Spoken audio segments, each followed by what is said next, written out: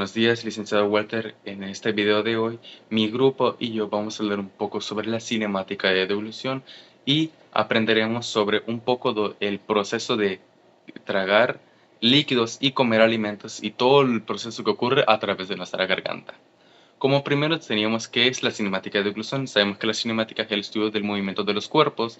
En este caso, la de deglución es el movimiento de la boca, la lengua, la faringe y el esófago durante el proceso de tragar líquidos y tragar alimentos. Como primero sería que la lengua empuja el alimento hacia la parte posterior de la boca, esto implicando una fuerza muscular y empujándolo hacia la faringe, que se contrae mediante movimientos musculares que impulsan el bolo alimenticio, que es la comida ya ingerida, hacia el esófago, esta también implicando una fuerza muscular.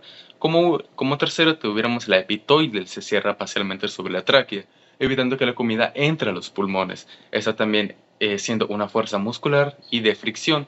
Y como último, el esófago realiza movimientos llamados periásticos, que son contracciones musculares en forma de onda que empujan el alimento hacia el estómago, siendo una fuerza de fricción y una fuerza muscular. Y durante todo este proceso se presenta la saliva, que esta reduce lo que es la fricción y suavizando un poco el proceso. La aplicación clínica de la cinemática de la deglución radica en el análisis dinámico y cuantitativo del movimiento del bolo alimenticio y de las estructuras anatómicas a través del tracto aéreo digestivo. Algunas de las aplicaciones clínicas o diagnósticos que podemos deducir de esto pueden ser la prevención de broncoaspiración. Esta detecta si el alimento o el líquido entra a la vía aérea en lugar de ir al esófago. Este es un riesgo que puede derivar en neumonía.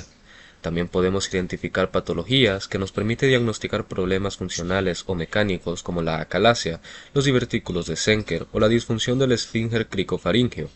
Y por último tenemos la guía de rehabilitación. Estos son los datos de la cinemática que ayudan al equipo de fonoaudiología a determinar qué texturas de alimentos son seguras y qué maniobras posturales o ejercicios de terapia miofuncional podría necesitar el paciente.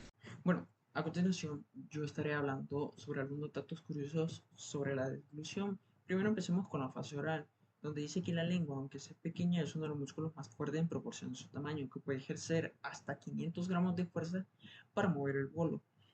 Tenemos la segunda fase, que es la fase faringea, que dice que todo ocurre en menos de un segundo, que tiene un reflejo ultra rápido donde la epiglotis se cierra como una puerta automática para proteger las vías respiratorias y que el alimento siga su camino.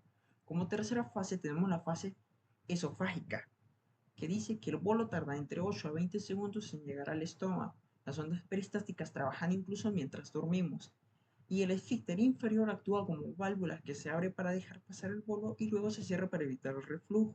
Por último tenemos la cinemática. Los médicos utilizan algunos bolos con contrastes radiológicos para observar el movimiento en tiempo real. La velocidad no es constante, la velocidad empieza rápida y luego se vuelve más lenta en zonas medias y aumenta al llegar al estómago. Si vemos que la deglución, aunque sea cotidiana, conlleva fuerza, presión y coordinación.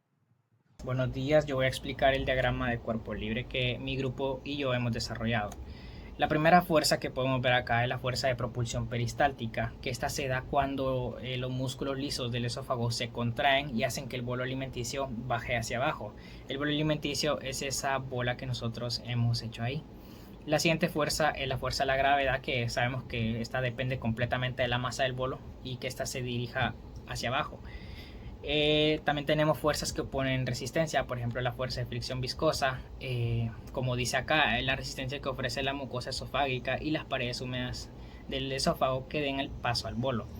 La siguiente fuerza es la fuerza neta de propulsión, que esta sirve para que el movimiento tenga una dirección, o sea que vaya completamente hacia abajo.